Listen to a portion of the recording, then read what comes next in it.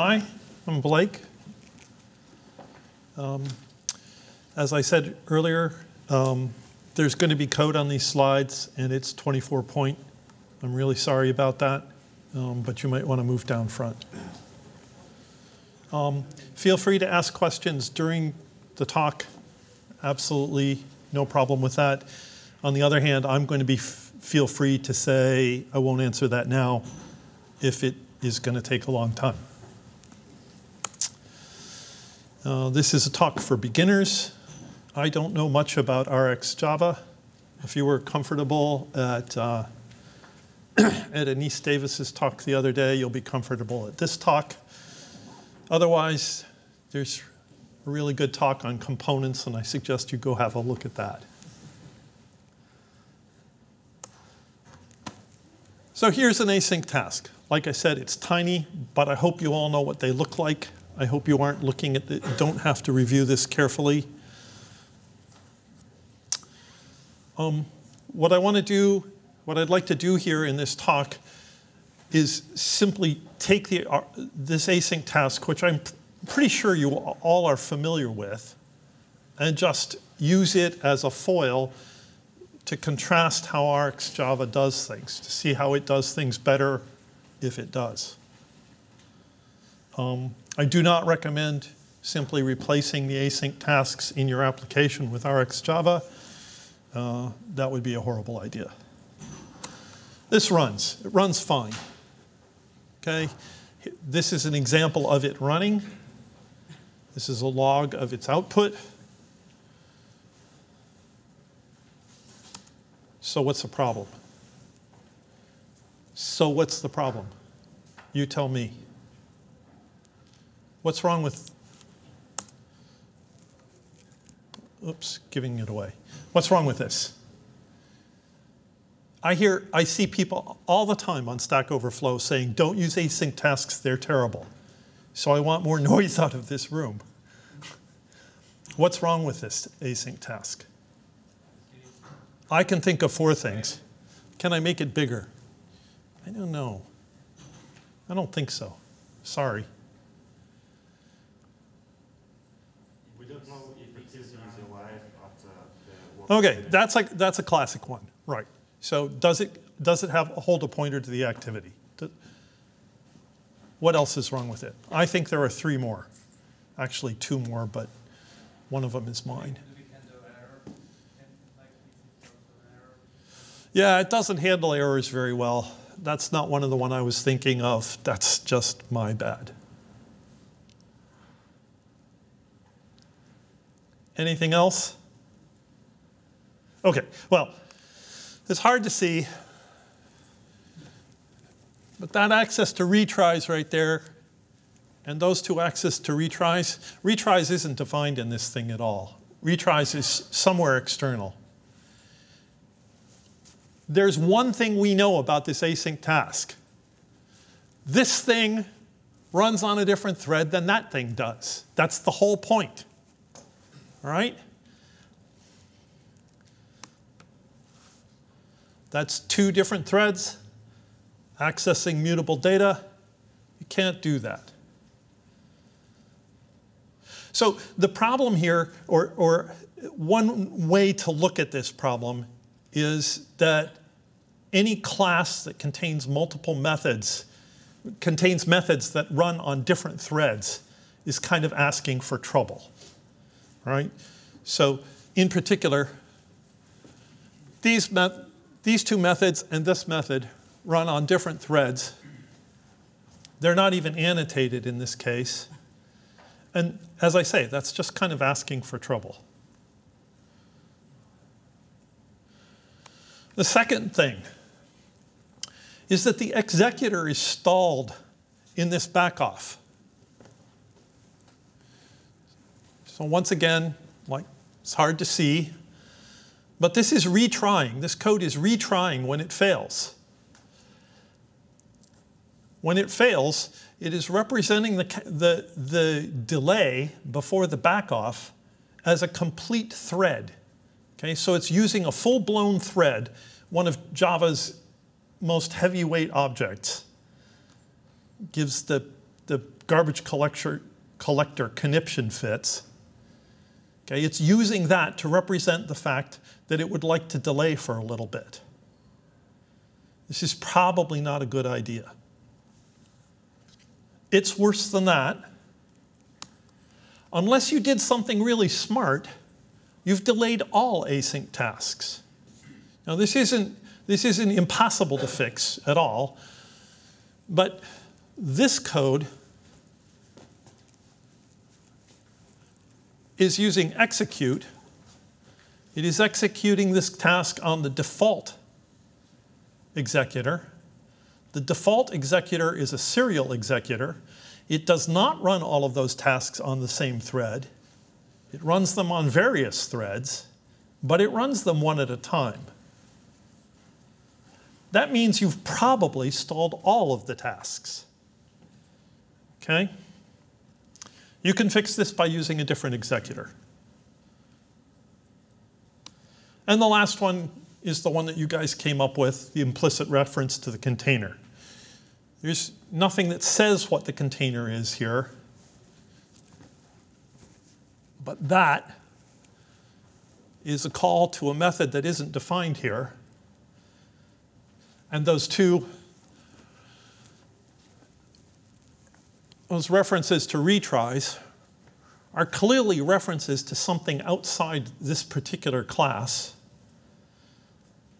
And the question is, what is the life cycle of that object? Well, if this is nested in an activity, then those things are references to the activity. And this is the one that snags just about everybody. If that's not a static class, or if it's not a static class, it has an implicit reference to that container object. If that container object is an activity, there are two problems. The first is that Android can't get the activity back when it wants it. Android thinks it's done with the activity. It's a big heavyweight object. It would like to garbage collect it, and it can't because you've got a reference to it. The second problem, though, is if you actually try to use it.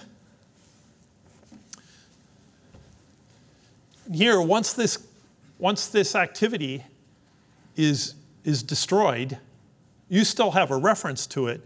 Maybe you rotated the screen, there's a new instance of the activity here. But if down here someplace you try to refer to that thing, you are using a destroyed object, and heaven knows what will happen. It's probably not good. There's one more problem with all of this, presuming that this async task is living in an activity, is that it's just plain bad design. Okay? This is a back-end operation. This is something that is at the very least part of your model, and probably not even part of your model, probably something data that your model is fetching. How this piece of work found its way into your UI, how it found its way into an activity, is just nuts. It doesn't belong there. It belongs somewhere else. And that's sort of the main problem.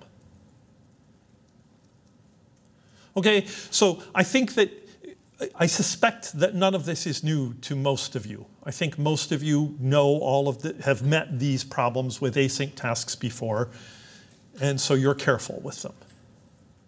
So let's have a look at RxJava in this context. It's the latest hotness. Can we go home now? Right? So presumably our REST service provides an observable. We subscribe to it with that parse response, and we're all done, right? Of course not. So what's the problem? Well, the problem is that it is running on the UI thread, right? That this code is running on the UI thread. There is nothing intrinsically asynchronous about RxJava. It's running stuff just the way anybody else does. It's running on the thread that gets called on. So it's blocking.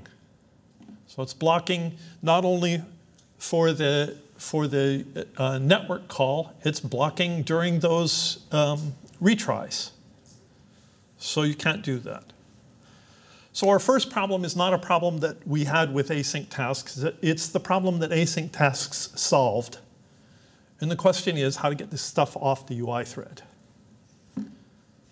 Rx has a solution. Otherwise, I wouldn't be standing here. The solution is schedulers. It has two methods, subscribe on and observe on. And these two methods can be used to schedule various things with various schedulers, with a couple of schedulers. So let's just try using this once. Let's just give this a shot and see what happens. The new part is this part right here. I'm saying, sure, let's try something. Let's observe this process of trying to get something from the remote and failing a couple of times and retrying. Let's observe it on the I/O scheduler. Well, that doesn't quite work. So you can see that the test still took 3 seconds to run. Even though these things are running, even though those events are taking place on some different thread. So what's going on? So one of the main reasons that I thought this would be a useful talk is that I see on Stack Overflow a lot of people misunderstanding what, or at least not being clear on what it is that subscribe on and observe on do and why they're different. So let me take a step backwards and talk about the life cycle of a subscription. This is one of my worst slides. I'm running a test here.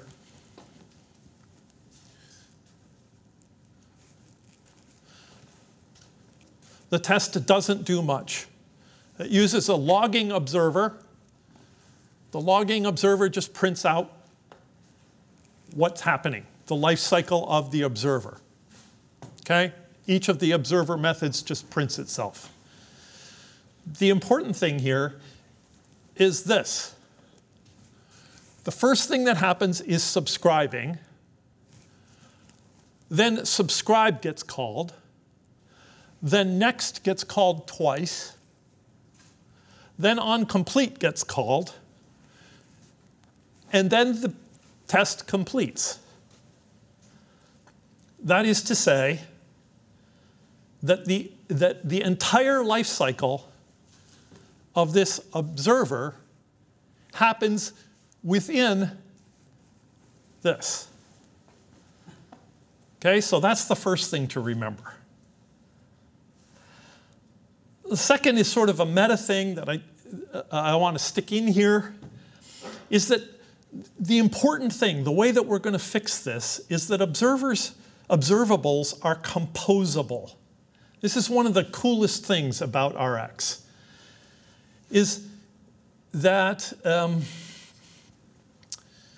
that I can take an observable and I can subscribe something to it, which is both an observer and an observable, and then you can subscribe to the new observable, and you don't know that you didn't subscribe to the original observable. Observables all look the same. So I can wrap the some observable, I can wrap it in another observable, and you can't tell the difference. So they are composable. So let's look, given those two things, let's have a look at what ObserveOn actually does. So here's my call to subscribe.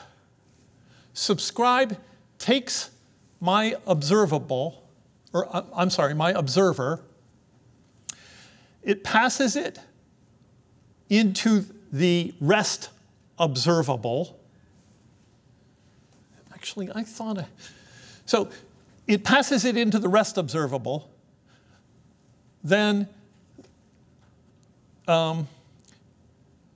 calls, so this is the subscribe call. These are the onNext calls. And then there's an onCompleted call, which I didn't draw here. I thought yeah, this is a better picture, right? So this is a better illustration of what I was trying to say. The subscribe call takes, you can barely see that little diamond, but there's a little diamond that says this is a reference to this thing. It passes it to this guy. This guy then calls onNext several times. It then calls onCompleted. And then it's done. Okay, then it returns. Then the subscribe call returns. Okay, so given that, this is what ObserveOn does.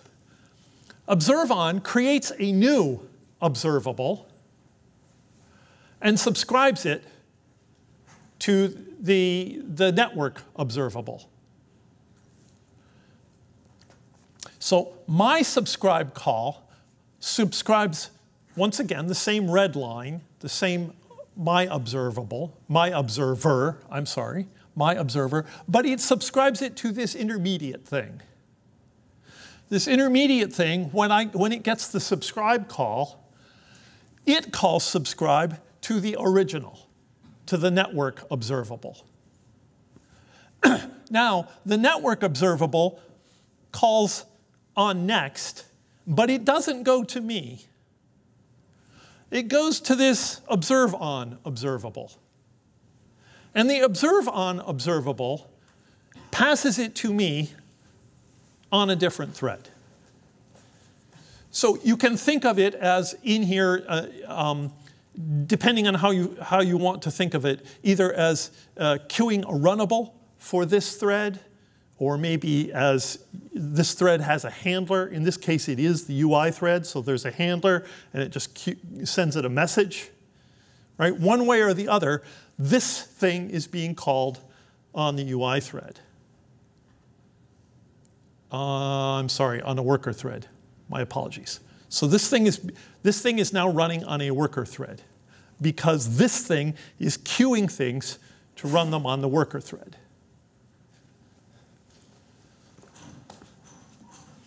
SubscribeOn does the other thing. Here, it creates this new thing, but when this thing calls subscribe, it calls subscribe on a worker thread. That means all of the calls, all of the subsequent calls, all of these calls are happening on that worker thread, right? So this call to subscribe happens on a worker thread. That means all of the calls underneath it, unless you do something tricky, are going to happen on that thread. Yeah? So how about this? So now we subscribe on the I/O scheduler. What's going to happen? Well, almost, but not quite. So it completes right away. That's exactly what we want, right? So what's happening is the new observable is calling the other thing on this new worker thread and returning immediately. Perfect. The test completes in 8 milliseconds. Then these things happen just as we hope they would on some other thread. Perfect. Unfortunately, this last response is still on that worker thread, right? And so we can't, for instance, update a view. Finally, what we really need is this ObserveOn, right? That gets all of this stuff onto the worker thread, but then we're going to use, I'm sorry, this is subscribe on, this is observe on, and this observe on is going to bring us back to the UI thread. Okay? So subscribe on gets everything underneath onto the worker thread, and then we use subscribe on to get it back to the UI thread. And we end up with this.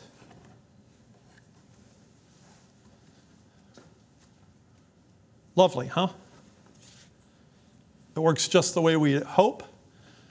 This is back on the main thread. Whoa. Oh, that's right. Yep. So all of these responses, the test completes in 7 milliseconds.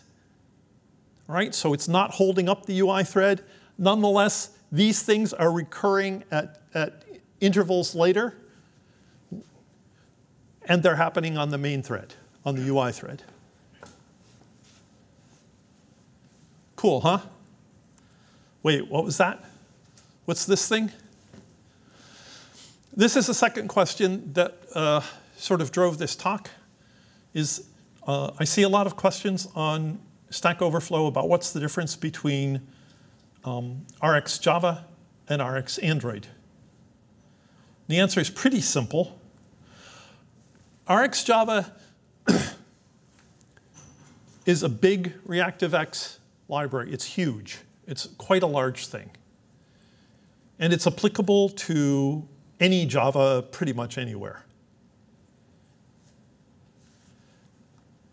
RxAndroid is a very small library, mostly schedulers,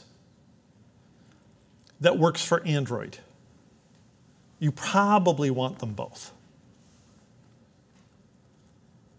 So let's do one more thing. Let's add a filter. Check out the filter. The filter is still running on the worker thread, right? This is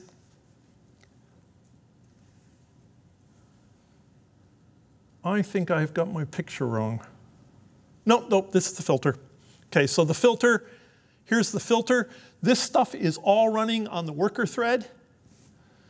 The filter only lets the good request through, the good response through. So these 3 timeouts, or these 2 timeouts are ignored.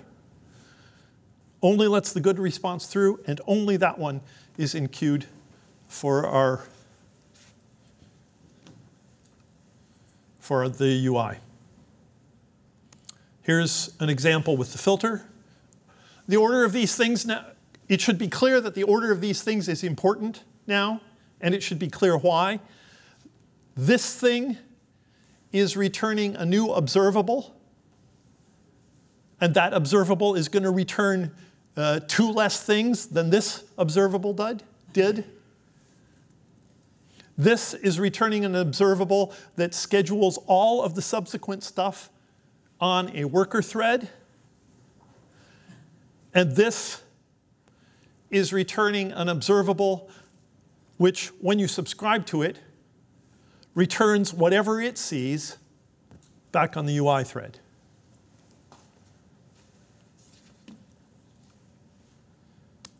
Buy that? Sound good? Late in the day?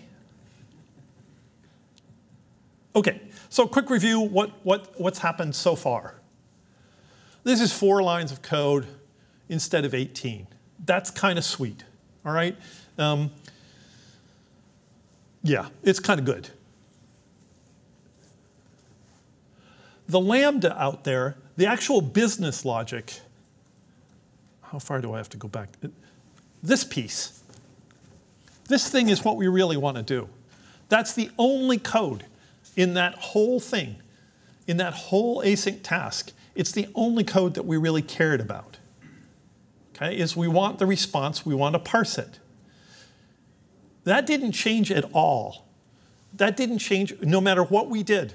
During all that fooling around with RxJava, that didn't change at all. Didn't move a bit. That's kind of neat, okay? The business logic was not affected by the other things that we did, including the filtering. And finally, this is it did a pretty good job of separating things. The Lambda runs on some thread. It needs to run on the UI thread in this case, and we got it there.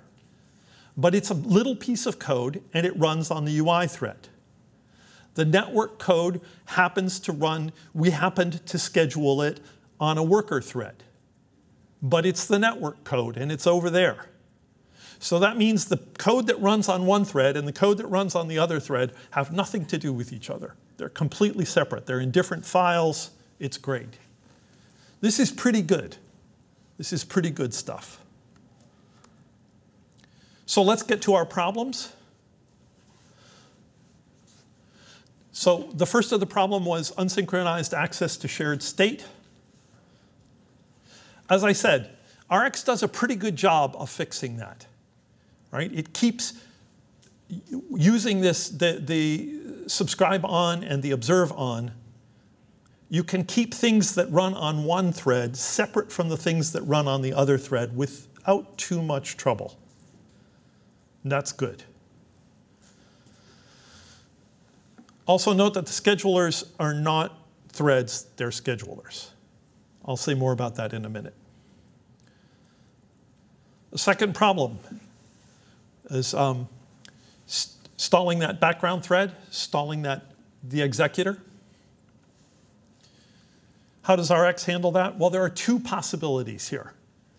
So the first one is sort of a straight ahead, the straight ahead solution, and then I'm just going to suggest something else. So Rx has multiple schedulers. There they are. Single, trampoline, new thread, computation, and I/O. Where I put the, and the RxAndroid has a couple of others, which I'm not showing here. Right? But you could use any of these schedulers. It makes sense to understand what they're for before you use them. So the single thread in Android schedules things on the main thread, on the UI thread. There's reason to do this. It's actually smart.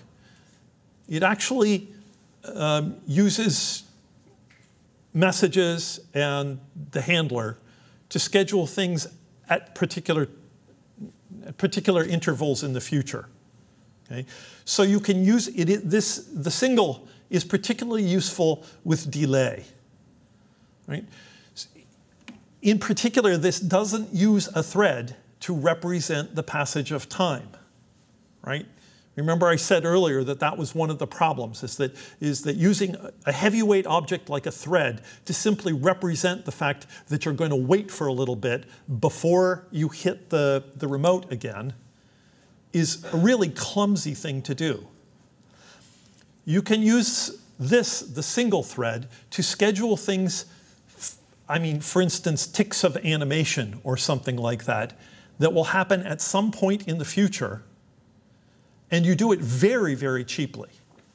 All it does is queue things up on that handler, on that looper. Sorry. Okay, so here's an example. Delay 3. This toast is going to, print out whatever it prints out at 3 seconds from now. Trampoline is sort of interesting. It will schedule things to be run immediately when this thing is done. So when this task completes, it'll run that. So if you want to do things, if you're trying to do something that needs to be done entirely before you do the next thing, this is the way to do it. New thread is a scheduler that creates a new thread for each request. This seems like a fairly bad idea to me unless you really know what you're doing. All right? for exactly, we just went through this at Kotlin Conf. You don't want to be creating lots and lots of threads. You can get away with it for reasonably small numbers. Even for reasonably large numbers, you can probably get away with it. But eventually, it's just, you'll run out of memory. It's bad. The computation scheduler has exactly as many threads as there are CPUs. And the reason for that is, if you're doing there's no reason to represent waiting. There's no reason in the computation thing to represent waiting. Either you can compute it or you can't. However many CPUs is how many computation tasks you can run at once, and it doesn't make any sense to schedule more than that. So there are the number of threads equal to the number of CPUs, and the rest of the things get queued until there's a thread free. And the last one is the one that I used in my example, I/O. I/O is an unbounded thread pool.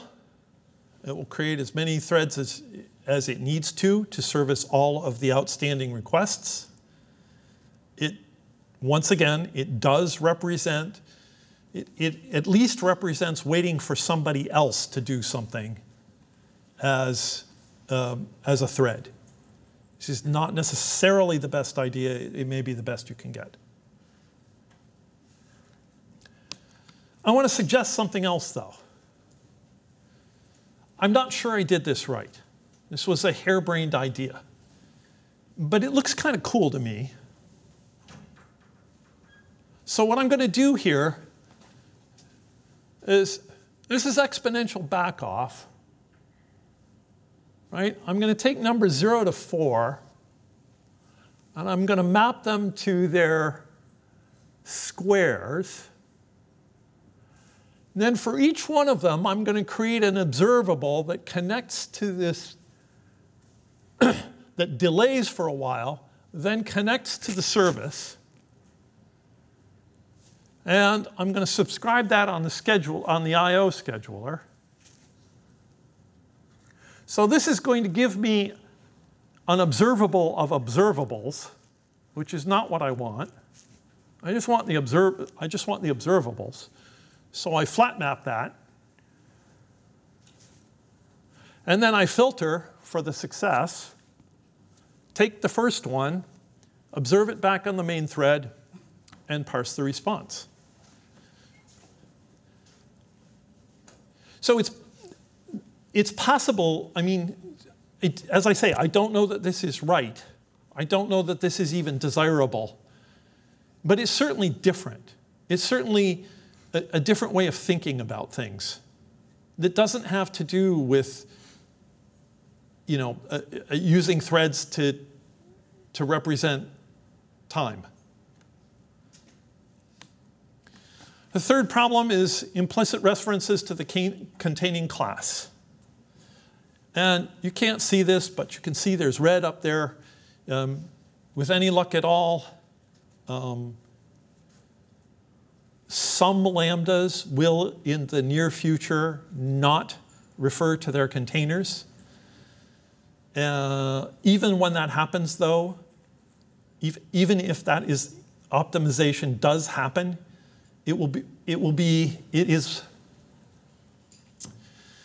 depend on the contents of the lambda. So if the lambda refers to anything in a surrounding context, it will still have to contain the reference to that context. So it will depend on the exact code, which in my opinion is a little bit fragile. The point is that right now they all do. They all contain references to their containing context. And so they have exactly the same problem that the async task has. Right? What solutions do we have? Pretty much the same ones that we had with async tasks. Soft references, some kind of static holder class, and disposable and cancellation. The soft reference is not a solution. Don't use it. Okay?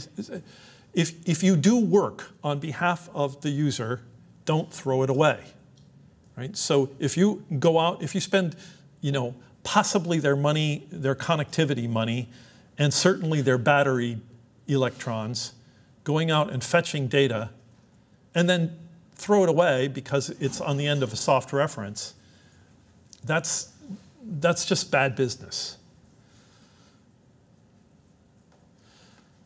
A view model, just like a view model is a solution for async tasks, a view model is a pretty good solution here. Right? The view model is something that has a life cycle that is different than the activity. And so it doesn't go away when the activity goes away. This is good. Okay, so if you fetch the information and keep it in your view model, and then the next time an activity connects to the view model, they get to see it, that's all good. And finally, there's disposable. So, although in the rest of the slides, we paid no attention to the return here, that return is a disposable, and you can use it like this, just the way you might have canceled your async task. You can use it in your on pause or what have you to try to tell the observable to quit doing whatever, well, actually to tell the observer to quit paying attention, to cancel its subscription. And as always, that's cooperative, okay? The observer has to be willing to cancel. It has to be willing to stop. If it's sitting in some kind of, essentially what the disposable is going to do is tell the observer to quit paying attention, stop doing what you're doing. If the observer won't do that, this method has no effect. You can't, with some effort, it's not too hard. It's not too hard to make cancellation work, and it's probably worth doing. And our last problem is the bad architecture.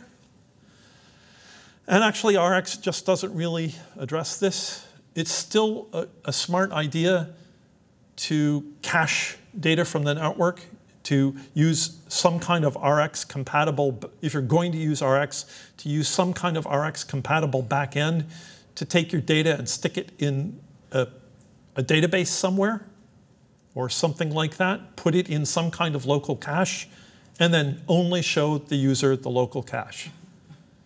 So the best thing to do is to put all of this stuff behind a database or something like that. Thanks a lot. I'm Blake. Check out my book.